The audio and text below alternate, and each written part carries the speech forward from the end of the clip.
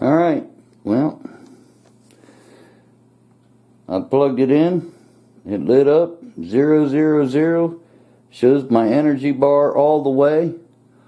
I will tell you that that charger has only been plugged in an hour. They say it comes fully charged, but to plug it in and check.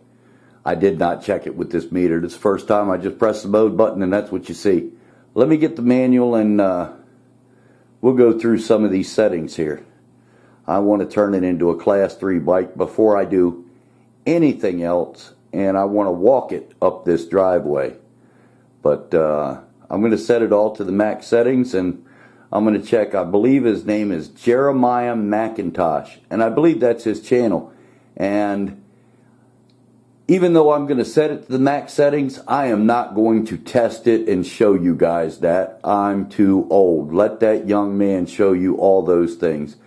Jeremiah McIntosh on YouTube, and he's done 3 or 4 very good videos about the range in different methods and different ways, and the power assist in several different modes, on, off, range, speed, all of that, and he can really give you a rundown on this. And I think he's only had the bike for about 2 months.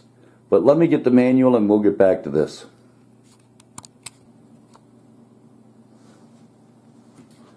Okay, I've watched many of these videos. I should know it by heart.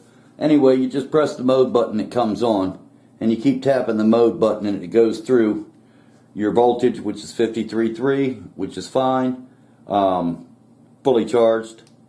Your current, nothing, because I'm not drawing anything. Your trip meter, I haven't set. Your miles, and I've heard that your trip meter and your miles per hour are both off. Trip A, and there's supposed to be a trip B, but nobody seems to figure out how to get into it. Alright, and I want to hold both of these buttons at the same time, and got into P. Oh, mode button toggles through. So I want to go to 8, 32, I want to turn that to 45.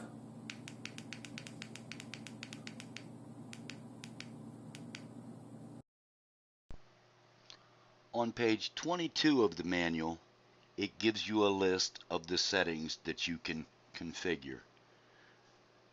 It goes PO1, PO2, it skips PO3 and goes to PO4.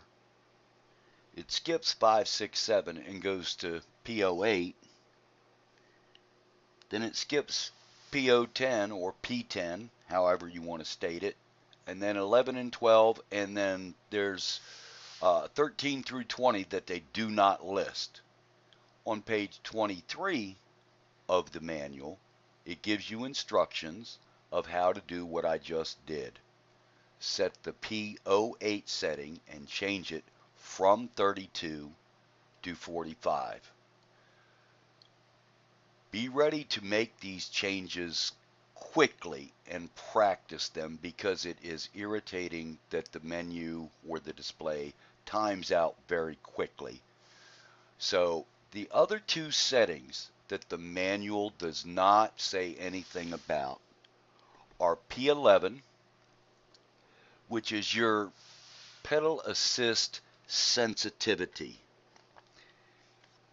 And when it's set to a higher number, it takes more crank rotations to get the pedal assist to engage, so to speak.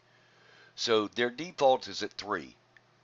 If you leave it at your default, it takes about 2 pedal revolutions before the motor actually starts engaging gradually to help you along. I set mine to 0. I want to get everything out of this bike that I can. It's almost too fast. At 0, you don't even do a half of turn and you can feel the motor engage immediately. And the reason it engages so immediately is because of the next setting, which is P12, which is stated as the pedal assist strength. And what that tells the motor to do is if you set it at a higher number, the motor will come on stronger. In other words, it will come on much quicker instead of a gradual. So it's torquey. So I set P11 to 0 so that I did not have to crank the pedals 3 times to get the motor to assist. And I set the P12 to a 5 so that when the motor does engage, it engages at a stronger rate.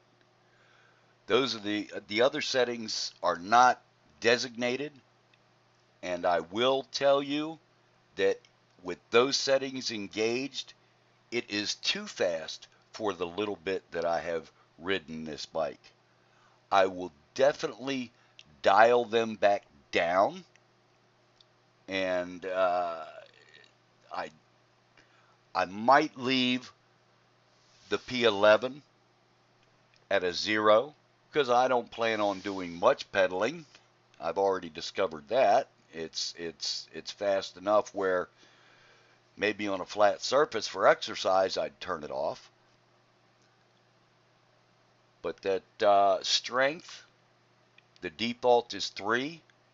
I will experiment with that. It comes on extremely strong, and you're at 20 miles an hour in the blink of an eye. It is that torquey. So I will probably turn that down for my use as a recreational user. However, we had to crank it up and see what it would do, didn't we? My next video on the Lectric XP bike will be about portability and actually loading it into a vehicle, folded and unfolded. If this video was informative to you and helpful, please consider sharing, liking, subscribing. Leave a comment below if you have any questions of my experiences or opinions that you'd like me to further elaborate on. I would be glad to do so. Leave a comment below and let me know what you'd like to see. Until next time, thanks.